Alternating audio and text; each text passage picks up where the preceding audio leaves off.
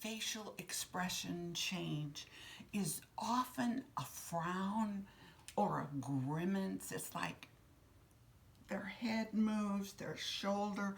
It's almost like, no, I don't want to leave that which I know. That once in a while I've seen a smile, but most of the time there's this movement. Following that movement, there will be one or two or three long spaced out breaths. You think they're not going to take another breath, and they do. That is how people die. It isn't that they say something profound and then close their eyes and they're gone. Their person's eyes are going to be open. Their breathing will be different. It'll be gasping. It's all that little chicken working to get out of its shell.